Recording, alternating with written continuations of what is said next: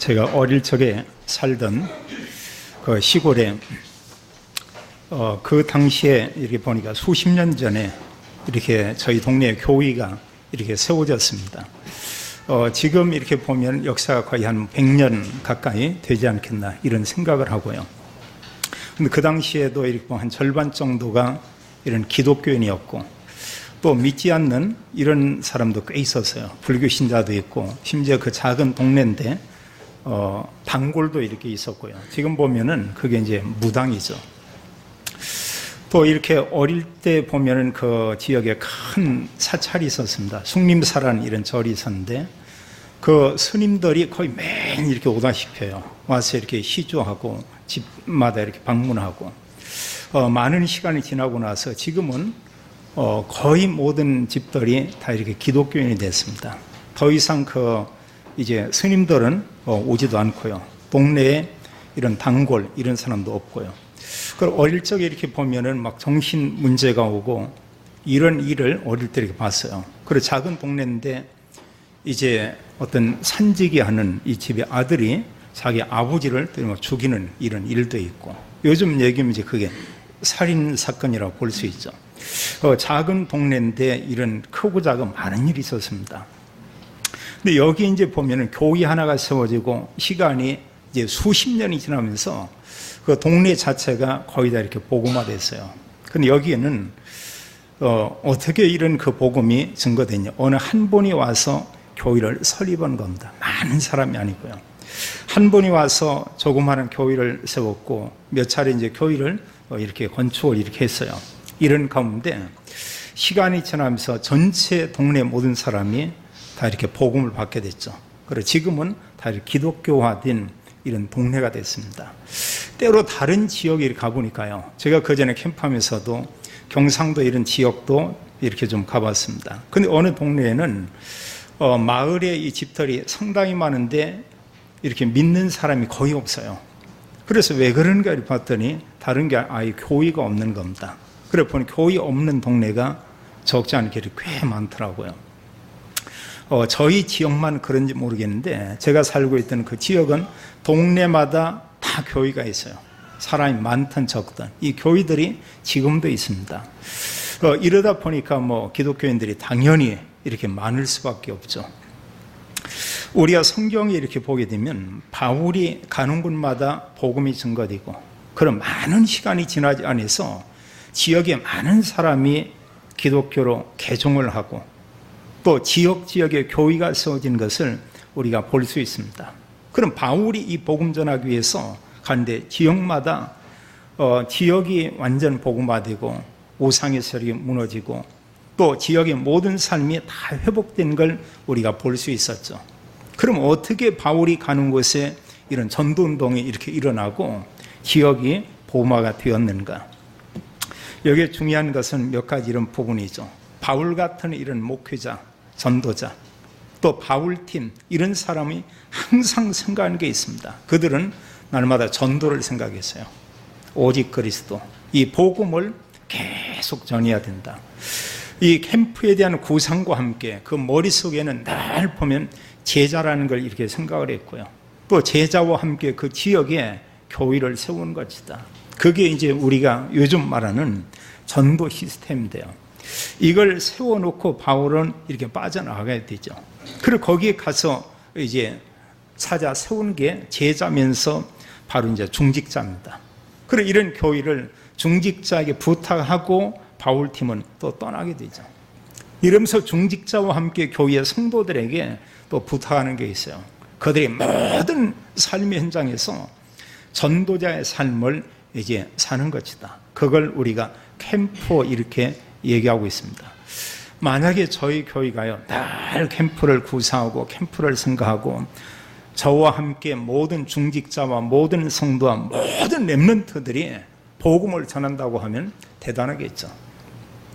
이 에베소 지역에서 시작한 전도운동이 수년 내에 아시아 전 지역에 복음이 확산됐다고 했는데 이런 일이 어쩌면 가능할 겁니다. 이게 어렵지만 않고요. 가능하겠죠. 요즘도 이렇게 보니까요. 여호와 증인들 얼마나 참 덥습니까? 아파트 앞에나 어느 큰 그 상가 앞에나 여지없이 돌돌 몇몇이 모여가지고 하루 종일 이들이 상주하고 있더라고요. 제가 보면서 참 대단하다. 어느 면에 우리 같으니 정확한 복음도 아닐 텐데요. 근데 그걸 가지고 자리를 준비해서 그 뜨거운 이런 가운데 하루 종일 이들이 복음 전하겠다고. 그 진짜 복음도 아니죠. 이렇게 있는 모습을 참 보게 됩니다. 반면에 보면 수많은 교회가 있고 우리 기독교인들은 참 어떠한가 많은 생각을 좀 이렇게 해보게 됐어요. 그럼 여기서 우리가 한 가지 질문을 좀 하면서 오늘 말씀을 우리가 보면 좋겠습니다. 하나님께서 이 지역에 교회를 세우시고 하나님 우리를 교회 안에 불러 모았습니다. 그럼 우리가 한 가지 질문할 그 내용이 어떻게 하면 내가 살고 있는 지역에 있는 그 모든 사람들이 복음을 들을 수 있을까? 이 생각을 우리가 해볼 필요가 있고요. 또 하나는 내가 살고 있는 지역의 모든 사람이 복음을 듣게 하려면 그들에게 누가 이 복음을 전해야 하겠는가? 이제 이런 질문을요. 누군가가 정말로 복음을 모든 현장에서 전한다고 하면 결국은 복음을 들을 수 있겠죠. 근데 우리가 알지만 정말 소수의 한두 사람이 복음을 전한다고 하면 어느 경우에 한계가 있을 것 같습니다. 근데 모든 성도들이 복음을 전한다고 하면 많은 시간이 지나지 않아서 지역의 모든 사람이 복음을 들을 수밖에 없겠죠. 하나님은 오늘 우리에게 말씀하고 있어요. 소망교회를 통해서 이 지역의 모든 교회와 함께 이 지역의 모든 사람에게 복음을 전하는 그 일을 하라, 이렇게 말씀하고 있죠. 우리는 이 지역의 복음을 전하기 위해서 성경에 있는 중요한 이런 전도팀을 우리가 보면 되겠습니다. 먼저 첫 번째로요, 우리가 성경의 가장 모델적인 전도팀을 볼 수 있는데 바울과 함께 복음을 전하고 선교했던 바울 전도팀이라고 우리가 볼 수 있습니다. 이들 팀의 그 특징은 올바른 복음을 가지고 있었죠. 오직 그리스도. 이들은 복음과 함께 성령 충만이 뭔가를 알고 있습니다. 성령 충만을 체험했습니다. 그리고 하나님의 말씀을 언약으로 굳건히 붙잡았어요. 하나님 말씀하기를 성령이 임하면 권능을 받고 이 복음이 예루살렘 온 유대 사마리아 땅끝까지 증거되게 될 것이다. 바울과 함께 모든 성도들이 이걸 굳건히 붙잡는 겁니다. 우리가 알지만 오늘 성경에 보면 에베소 지역에서 큰 역사가 일어났죠. 그 지역의 모든 사람이 유대인이든 이방인이든 모든 사람이 복음을 다 들었습니다. 우리가 더러 표현한 말대로 구름대 같은 수많은 사람들이 그 교회에 모여들었어요. 바울은 그 교회에 그 교회를 정말로 사랑했지만 거기에 모든 마음이 빼앗기지 않았습니다. 바울은 별 관심이 없었어요. 그 교회를 바울은 맡기고 자기가 가야 될 것이 있었습니다. 그는 어느 것을 붙잡고 있었느냐? 세계복음만. 그는 고백하기를 내가 이후에 로마도 보아야 하리라.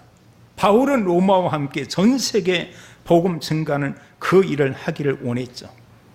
바울 전도팀의 이 구성원을 보게 되면 바울, 그와 함께 계속 전도 현장에 동행했던 실라, 또 여기에는 아들과 같은 이런 올바른 언약을 가진 디모데, 또 이 사도행전과 바울의 사역의 모든 내용을 기록하고 있는 누가, 이들이 함께 여기에 동행을 했습니다. 또 물론 그 지역에 갔을 때마다 소수의 믿음의 사람들이 이들과 함께 했죠. 에베소 지역의 복음을 증가하는 이 일에는 이 전도자 이들과 함께 여기 참여한 사람이 있어요. 바울을 통해서 올바른 복음을 듣고 성령 충만을 체험했던 에베소 지역의 소수의 그 제자들이 있었습니다. 에베소서 19장 1절로 7절에 있는 그들이 복음을 들었죠. 성령 충만을 체험했죠. 이들에게 하나님의 성령이 임하고 이들이 이제 복음 전할 제자로 이렇게 준비됐습니다. 이들과 함께 에베소 지역에 이 복음동을 하게 되죠. 또 하나 중요한 것은 바울 전도팀이 이렇게 갔을 때 바울 전도팀을 계속 뒤에서 후원하면서 도운 이런 교회가 있습니다. 그게 바로 안디옥 교회이죠. 안디옥 교회에서 선교사로 이들을 파송하고, 안디옥 교회에서 이들을 위해서 계속 기도하고, 또 안디옥 교회에서 바울 전도팀을 위해서 물질로 끊임없이 후원하고 있습니다. 그런데 여기에 중요한 게 있어요. 단순히 그냥 교회에서 이런 물질 후원하고 기도했다, 이것도 있을 수가 있습니다. 근데 이 파송한 교회, 이 안디옥 교회가 과연 어떤 교회냐, 그거예요. 많은 사람들이 모이고 있지만, 많은 사람들이 모이고 있는 안디옥 교회에는 수많은 제자들이 있었습니다. 어느 면에 그 많은 사람들이 거의 다 이들은 제자였어요. 그냥 이렇게 도왔다. 이게 제자들이 뒤에서 마음껏 전도팀을 후원하고 이렇게 도왔다는 겁니다. 이게 중요한 거예요. 어느 후원하는 교회가 모든 성도가 정말 복음 가진 제자고요, 중심을 가지고 그 중심 속에 세계복음화, 이걸 생각하고 있고요. 그런 가운데 정말로 전 세계에 복음이 증거되기 위해서는 제자가 얼마나 중요한가를 알고 뒤에서 후원한다. 아주 굉장할 것입니다. 이런 바울과 함께한 이런 전도팀이 있었기 때문에 지속적으로 복음을 전하고 후에 로마까지 복음을 전하게 되죠. 두 번째로요, 이 바울 전도팀이 아주 잘하는 게 있습니다. 이들이 보면은 바울 전도팀이 성경에 있는 바른 올바른 전도 전략, 이걸 다 찾아냈어요. 사실 공생애 때 예수님께서 제자들에게 이미 말씀하고 주었던 하나님의 그 언약들이고 합니다. 이런 내용을 안디옥 교회와 바울 전도팀이 언약을 가지고 그대로 이런 사역을 하죠. 이들이 아주 잘한 게 있습니다. 바울 전도팀이 뭘 잘했냐, 하나는 혼자가 아니고 다 이렇게 팀으로 움직였어요. 팀 구성. 우리가 정말 지역에서 지속적인 복음을 전하고 지역의 모든 사람이 복음을 듣게 하기 위해서 우리가 중요하게 기억할 한 단어 있습니다. 팀 구성. 혼자가 아니고 함께 복음을 전하는 거다. 그 제자를 교회 안에서 찾든 교회 밖에서 찾든 아니면 우리 가족 중에서 이런 제자를 찾든 반드시 이런 전도팀으로 바울은 움직였다고 하는 사실이에요. 또 이들은 가서 아주 잘하는 게 있어요. 이런 팀과 함께 그들이 뭘 잘했냐, 성령의 인도를 정말 잘 받았죠. 이게 참 중요합니다. 이런 바른 팀을 구성하고 그 팀이 성령의 인도를 받는데 어느 정도 성령 인도를 잘 받았냐, 선교사를 보내는데 교회에서 누구 선정해서 이제 보내자, 이게 아니고요, 선교사를 파송하기 위해서 이들은 금식하며 하나님께 기도했고요, 성령의 지시하심을 따라서 선교사를 세워서 이들을 파송한 것입니다. 또 바울 전도팀이 복음 전하기 위해서 이렇게 갔어요. 아시아 지역의 복음이 증거되는 가운데 에베소와 아시아 넓은 지역에 바울은 복음 전하기를 원했습니다.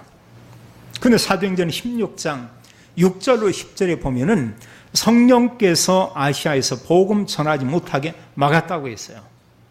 또 바울팀이 아시아 지역의 또 한 지역에, 비두니아 이런 지역에 복음 전하기 원하는데 예수의 영이 허락하지 아니했다. 성령께서 막으시고 그리스도의 영이 막으셨다고 이렇게 말씀하고 있습니다. 바로 이때죠. 우리는 뭔가 복음을 전하고 열심히 하다가 안 되면 우리가 낙심할 수 있습니다. 어느 경우에 우리는 나의 한계는 여기다, 이러면서 우리는 포기할 수도 있습니다. 그런데 이때 바울팀은 인도를 잘 받았어요. 하나님께서 이것보다 더 시급하게 하나님이 인도하는 곳이 있구나. 그게 바로 마게도니아죠. 이게 바로 유럽입니다. 로마로 가기 위해서 정말로 가야 될 중간에 가장 중요한 이런 전도 지역, 이 지역을 먼저 가서 복음 전하도록 하나님께서 이 전도팀을 인도했죠. 만약에 여기서요 돌아섰다 이런다고 하면 바울팀의 선교 역사는 어느 정도 사역으로 이렇게 마무리가 됐을 것입니다. 그러지 않았어요. 정말 성령이 이런 인도를 잘 받고 이런 가운데 후에 이제 유럽의 모든 지역, 이곳을 통해서 그 후에 가서 로마까지 가서 복음을 전하는 것을 우리가 볼 수 있습니다. 자, 바울 팀들의 전도 전략 가운데 어느 지역에 가서 뭘 했냐? 정확한 복음을 전했어요. 대충 복음이 아니고 정확한 복음. 예수 믿으라 구원받는다. 이런 정도가 아니고요. 예수님은 그리스도라고는 정확한 복음을 그들에게 말하고요. 그리스도만이 하나님 만나는 유일한 길이요, 그리스도께서 십자가에 죽으심으로 우리의 모든 죄를 완전히 해결했고, 그리스도께서 사단의 권세를, 사단의 머리를 완전히 깨뜨리시고 우리를 구원해내신 그 사실을 정확하니 그들에게 전했던 것입니다. 그리스도의 삼지, 하나님 만난 길 대신 참선지자, 우리의 모든 죄를 십자가에서 죽으심으로 완전히 해결한 참 제사장, 사단의 권세를 완전히 꺾은 참 왕, 그리스도의 삼직과 함께 그리스도가 누군가 이런 부분을 정확하게 전했습니다. 세상에 수많은 신들이 있지만 그런 신과 같은 분이 아니고 그리스도는 하나님이시다. 하나님께서 인간의 몸을 입으시고 이 땅에 오셔서 그리스도의 모든 사역을 다 마치었다. 그분이 누구냐? 그분이 바로 예수다. 정확한 복음을 전했고요.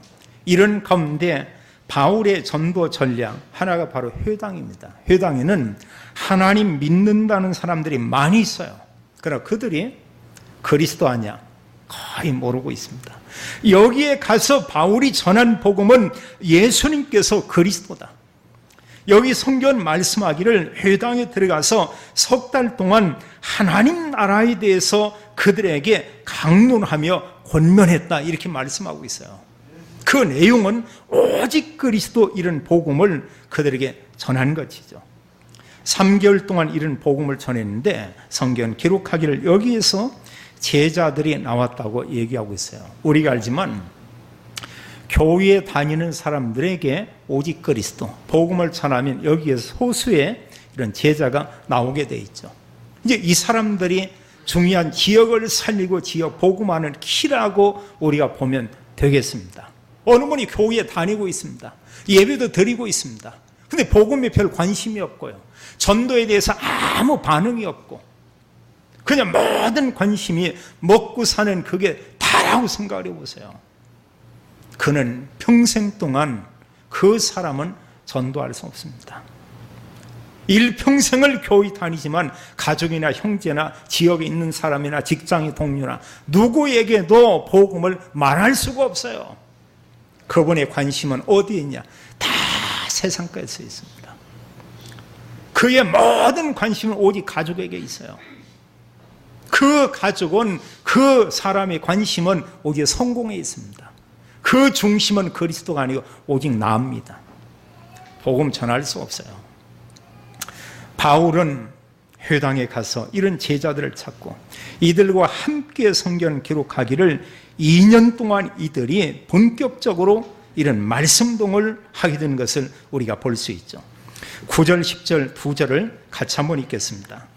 어떤 사람들은 마음이 굳어 순종하지 않고 무리 앞에서 이 도를 비방하거늘 바울이 그들을 떠나 제자들을 따로 세우고 두란노 서원에서 날마다 강론하니라. 2해 동안 이같이 하니 아시아에 사는 자는 유대인이나 헬라인이나 다 주의 말씀을 듣더라. 아멘. 두란노 서원에서 날마다 하나님 말씀을 강론했습니다. 우리가 요즘 표현하면 이제 그 제자 훈련을 하게 됐죠. 이런데 성경 기록하기를 2년 동안 이같이 했는데 아시아에 사는 자는 유대인이나 헬라인 그랬습니다. 헬라인은 모든 이방인들을 얘기하고 있어요. 유대인과 모든 이방인들이 주의 말씀을 듣더라. 그럼 그들이 들은 말씀 내용은 뭐냐?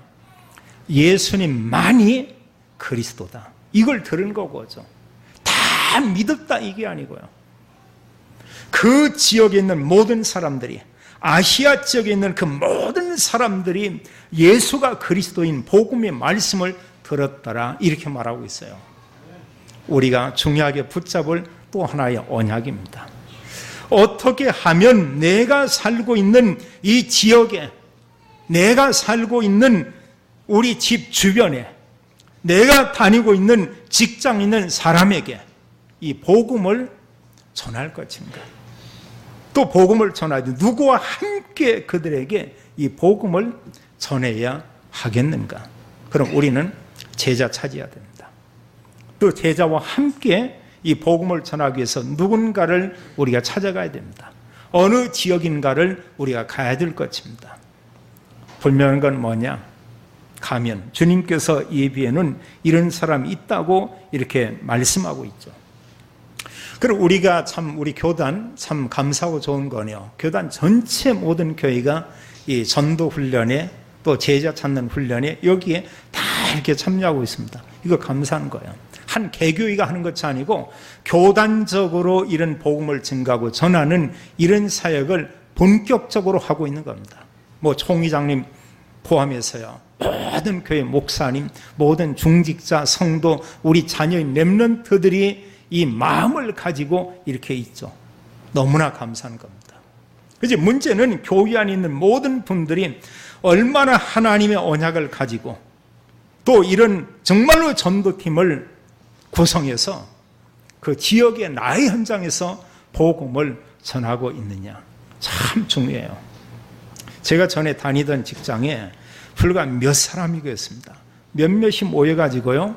같이 이렇게 성경 공부하고 이러다가 그 후에는 우리가 좀 더 전체를 보면서 이 복음을 전해야 되지 않냐. 그래서 이제 그 회사 안에 한 40여 평 되는 공간을 이렇게 허락을 받았어요.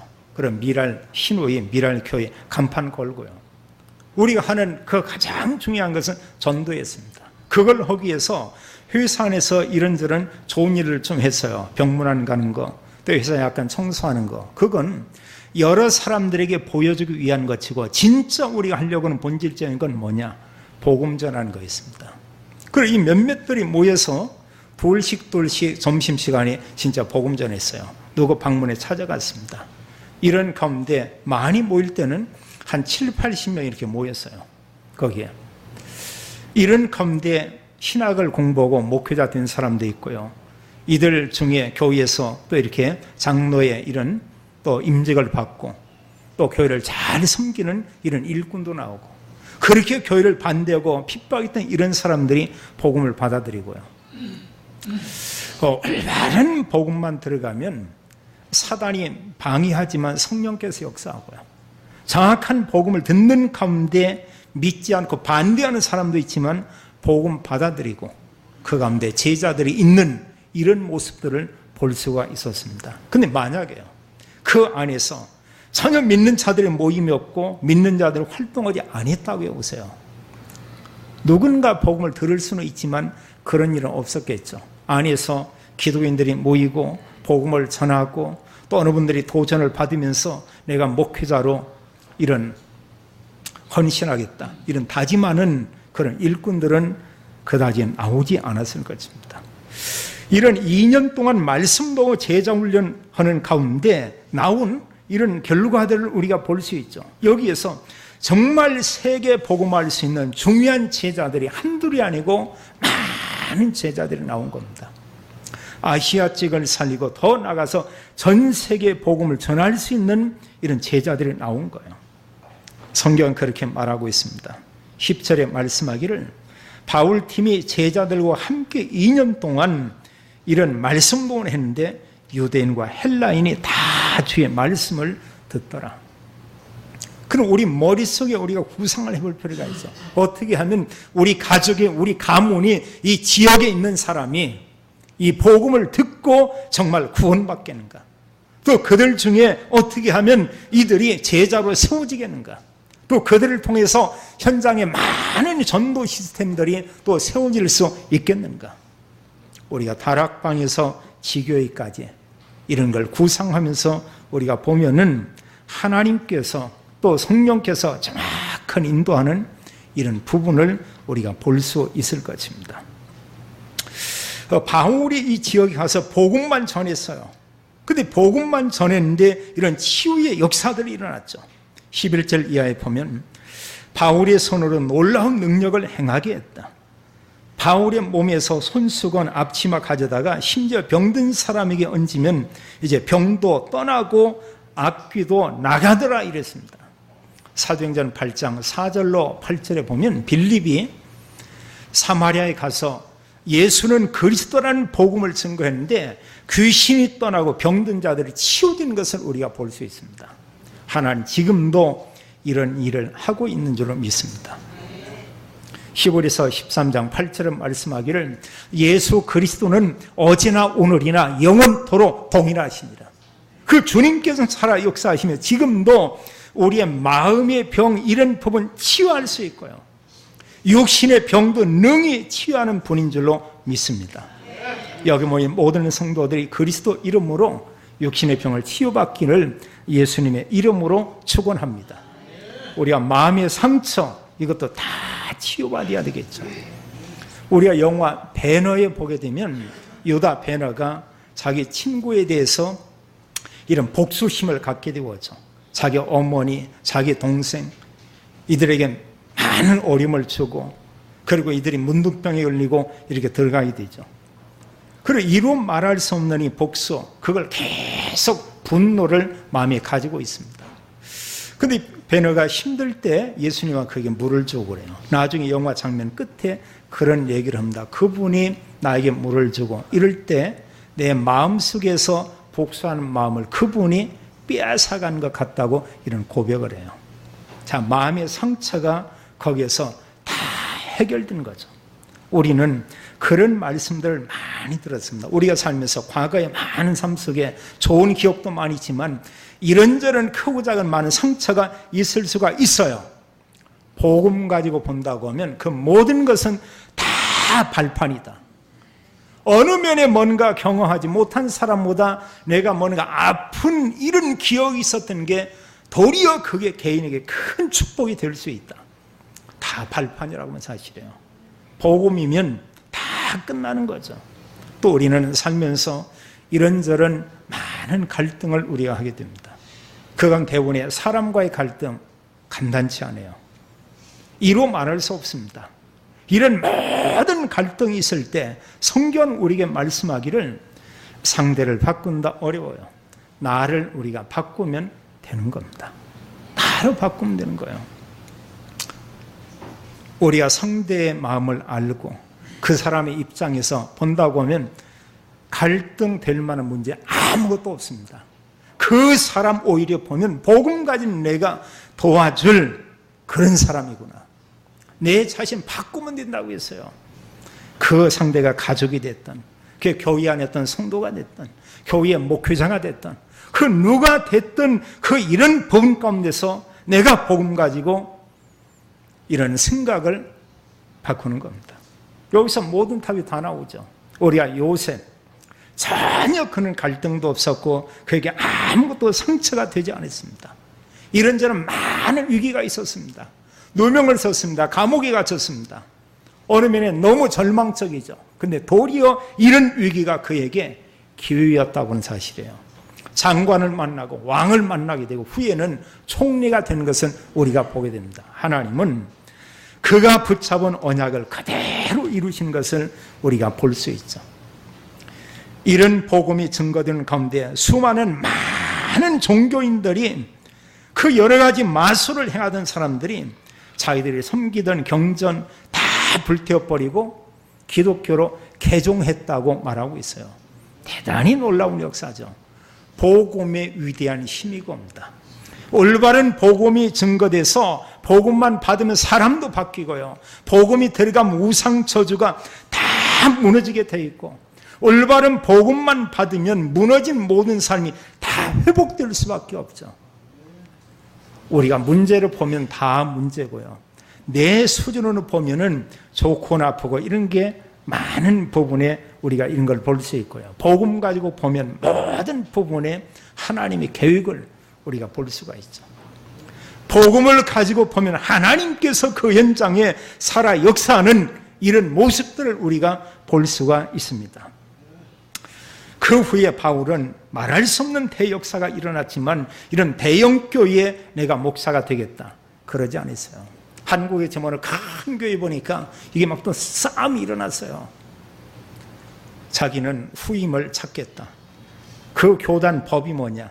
자녀를 세습해서 자녀가 담임 목사가 될 수 없어요. 그 법이 그렇게 되어 있습니다. 근데 어느 날 갑자기 희켜버렸어요, 그냥. 그것도 그냥 위임 목사로. 이러고 나니까 이게 이제 그 교단이 재판이 벌어지고 이러는데 이제 그 편들어서 불법으로 또 이렇게 거기를 편들어줬더라고. 이러고 나니까 교단 전체가 다 들고 일어났어요. 전부가. 말이 그렇죠. 큰 교회 매력이 있는 겁니다. 할 수만 있으면 내 자녀에게 물려주고 싶기도 하겠죠.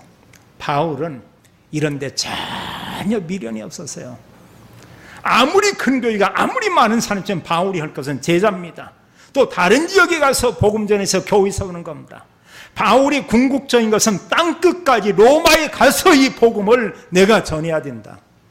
바울은 이걸 붙잡고 있습니다. 하나님께서 그 후에 바울을 통해서 로마의 복음이 증거되게 하는 이런 일을 이룬 것을 볼 수 있죠. 참 대단하죠. 정말 성령의 인도를 잘 받았고 목회자 중에 아주 모델적인 이런 목회자다, 이렇게 말할 수 있겠죠. 마지막 세 번째로요. 그리고 우리가 있는 그 지역에, 그 현장에 모든 사람이 복음을 다 듣게 하기 위해서 내가 할 것은 뭐냐, 그거예요. 내가 준비할 것은 과연 뭐냐, 그겁니다. 금년에요, 여름에 세계 렘넌트 대회에서 나온 이런 그 언약의 메시지 있죠. 우리가 참 아리트시 이 뉴스에 보게 되면 그 복음 교회에서 얘기하더라. 저는 저게 도대체 뭔 소리냐 그랬어요. 근데 그 얘기하는 가운데 뭘 얘기했냐면 CVD, 그 다음에 그 IP, CVD, IP, 이 소리를 계속 도대체 저건 뭔가 했더니 이 5가지 부분에 대해서 앞에 내용을 이렇게 딴 거예요. 커버넌트. 우리가 언약을 갖디, 언약이 뭐냐? 복음이 담긴 그 언약, 복음이 담긴 그 하나님 그 말씀, 이걸 우리가 굳건히 붙잡고요. 한마디로 복음 속에서 모든 걸 보는 겁니다. 그럼 비전, 우리의 비전은 뭐냐? 고난받은 성도의 비전은 뭐냐? 세계복음화, 바울처럼 우리가 그 부분을 마음에 담고요. 우리가 늘 생각해야 됩니다. 내가 작은 부분이지만 나는 세계복음화 하는 그 일의 한 구성원이다. 이러면서 우리가 이제 꿈을 이렇게 갖대요. 그 꿈은 좀씩 다를 수가 있죠. 여기서 이제 비전 속에서 좀 구체화된 그겁니다. 그 속에서 나는 제자가 되고 내가 제자의 삶을 내가 살겠다. 드림.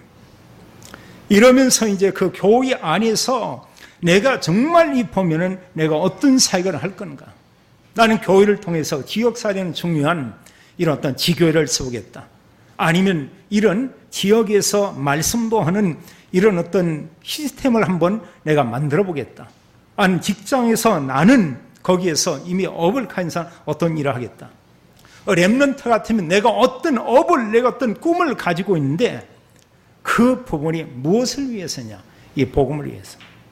이러면서 이 내용 가지고 이미지, 계속 복음과 말씀을 가지고 기도로 계속 생각을 하는 겁니다.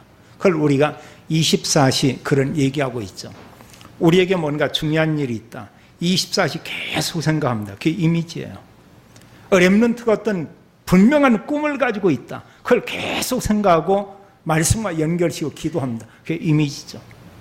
그걸 위해서 우리가 작은 실천을 하는 겁니다. 프랙티스. 이제는 내가 실행하는 거예요. 그 부분에 대해서 내가 동참하는 겁니다. 이러면 지역의 모든 사람 다 듣게 돼 있어요. 그래서 우리가 이 복음을 전하기 위한 나의 준비 가운데 무엇보다 구원받은 거 맞고요. 그래, 여기서 나에게 구원의 감격이 있어야 됩니다. 또 하나 구원의 감격과 함께 영혼을 사랑하는 그 마음, 이게 있어야 돼요. 아가페 사랑, 이걸 가지고 사람을 봐야 됩니다. 복음을 가지고 모든 사람을 우리가 볼 수 있어야 됩니다. 거기 없이는 복음 전할 수 없어요. 구원의 감격도 없다. 영혼 사랑하는 마음도 없다. 그럼 그 사람은 복음 가졌어도 자기 중심의 삶을 살 수밖에 없습니다. 우리가 알지만 이 세상 떠날 때 가져가는 건 아무것도 없어요. 아무것도 없습니다. 우리가 전도자의 삶을 산다. 아주 굉장하죠. 또 우리가 중요한 것은 이런 지역의 복음을 증가하기 위해서는 강단의 말씀, 늘 우리가 그 말씀을 붙잡고 있어야 되고요. 말씀과 함께 우리가 늘 기도하면서 이런 성령 충만한 이런 영적 힘을 가지고 있어야 되겠죠. 모든 전도자의 특징은 언약을 가지고 있었고 성령 충만했습니다. 만나는 사람에게 뜸들이는 게 없습니다. 만나자마자 얼마 있다가 곧바로 오직 그리스도. 당신 문제에 답이 있습니다. 오직 그리스도입니다. 복음을 담대히 말할 수가 있죠. 이러면서 우리가 기억해야 됩니다. 내가 정말로 복음을 전할 수 있는 이런 대상은 어떤 사람인가? 내 주변에서 멀리 있더라도 내가 정말로 복음을 전하지 않으면 안 되는 그런 사람은 누군가? 내가 자주 만나서 복음 전할 수 있는 이런 사람, 내가 그런가 하면 장기적으로 긴 기간을 두고 복음을 전해야 될 이런 사람 과연 누군가? 이 대상, 이거 좀 구체적으로 우리가 정할 필요가 있어요. 어느 대상이 정말 구체적이다, 그분이 좀 멀리 있다, 강원도에 있다, 갈 수 있습니다. 근데 기도 속에 그 사람이 없다, 갈 이유가 없어요. 갈 시간이 나지 않습니다.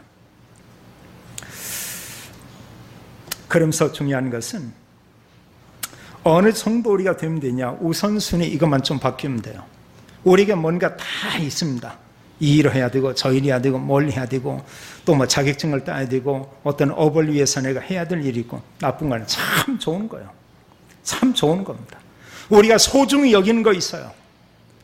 그게 뭐가 되더니 중요한 거 지금 그 앞에 복음과 전도라는 걸 가지고 모든 걸 다 연결시키는 거예요. 세계 복음화라는 비전을 가지고 그 모든 걸 다 연결시키는 겁니다.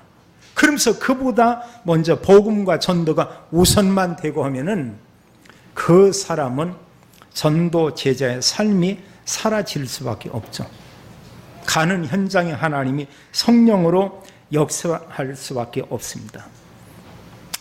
만약에 여기 모인 모든 성도와 렘넌트들이 이런 언약의 말씀을 가지고 전도자의 삶을 산다고 하면은 소망교회의 미래는 어떠하겠는가? 많은 구상할 수 있죠. 얼마 되지 않아 교회는 숫자적으로 부흥할 것입니다. 얼마 되지 않아 중직자들이 모여서 소망교회 어디로 이사 갈까? 이런 얘기가 나올 수밖에 없을 것입니다. 이 지역이 어디 보니까 막 그 좋은 자리가 있는데 이런 데는 어떨까? 이런 또 구상도 하게 될 것입니다. 우리가 중요한 게 뭐냐? 큰 어떤 사이즈의 이런 건물 중요합니다. 더 중요한 게 우리 개인이에요. 개인이 정말로 전도팀 이런 걸 구상해가지고요. 그리고 지역에 전체 있는 사람들에게 복음을 듣게 하기 위해서 자기 주변에 있는 사람들에게 자기 현장을 돌면서 우리가 그리스도 복음을 우리가 증거하는 겁니다. 하나님께서 당연히 역사할 수밖에 없겠죠. 오늘부터 우리는 마음에 생각하기 바랍니다. 복음 가지고 모든 걸 보고요. 복음보다 시급하고 복음보다 중요하고 복음보다 우선이 될 것은 아무것도 없다. 이 언약을 가지고 우리가 마음속에 품기를 이 지역의 모든 사람에게 이 복음을 나는 전할 것이다. 이런 중심을 가지고 우리가 산다고 하면 하나님은 계속 역사하겠죠. 전도팀 이걸 생각하고요. 그런가 하면 모든 성도들이 지역의 모든 사람 살리는 이런 지교회 이런 걸 구상을 하고요. 나의 평생 이런 삶은 그리스도 복음 전하는 전도자의 삶을 나는 살겠다. 우리가 캠프죠. 이때 하나님은 성령 충만을 우리에게 주실 것이고 우리가 모든 사람이 그렇게 원하는 하나님께서 영력, 지력, 체력, 경제력, 이 돈, 또 인력 모든 것을 하나님이 주실 것입니다. 한 시대 지역 전체 살리는 전도 제자의 삶을 살게 되기를 예수님의 이름으로 축원합니다. 아버지 하나님 참으로 감사합니다. 하나님께서 우리에게 예수님만이 그리스도인 복음을 알게 했습니다. 우리에게 구원의 감격을 갖도록 축복해 주시고 하나님 영혼사라는 마음을 갖도록 은혜 주기 원하고 내가 제자가 되고 또 이런 제자를 만나 하나님 전도팀을 우리가 구상하고 이런 가운데 나의 현장 내가 살고 있는 모든 지역 살리는 저희들의 삶이 되기 원합니다. 하나님 모든 성도에게 성령의 충만함 주시고 한 시대 전도 제자의 삶을 살도록 하나님이 축복해 주옵소서. 주 예수 그리스도 이름으로 기도하옵나이다. 아멘.